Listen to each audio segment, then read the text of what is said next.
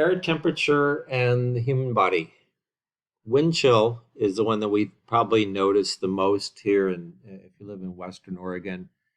In the winter, you get a cold day and you feel that chill, don't you? What's going on?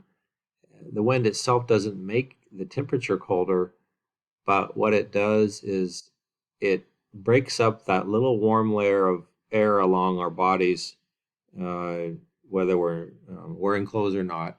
But especially it makes it that warm layer that can form along our bodies to be less or even totally destroyed.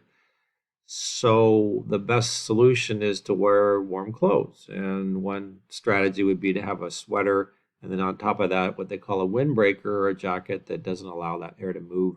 So it traps that warm heat from your body between your body and the cold outside. Um, the heat index is the opposite time of year, of course, and it's heavily driven by humidity. And what happens with humidity is that the more humid the air is, the less efficient and slower rates of evaporation happen from our skin. And the best, most efficient way to cool the human body is through evaporation off our skin.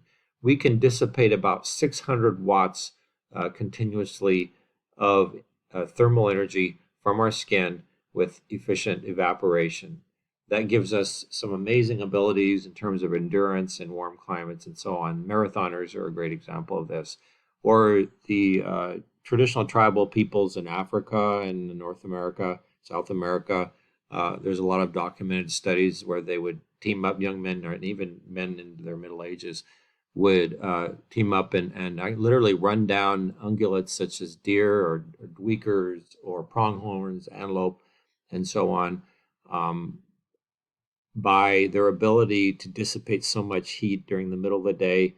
No, you can't outsprint a deer, you can't outsprint an antelope or a pronghorn, but you can, over the long haul, wear them down because they don't have the ability to sweat so much in the way that we do, and so they don't um, have any way of regulating overheating. So they get tired and they have to go find a place in the shade. The humans, we can just keep going if we're well hydrated, and that gives us some old traditional hunting advantages.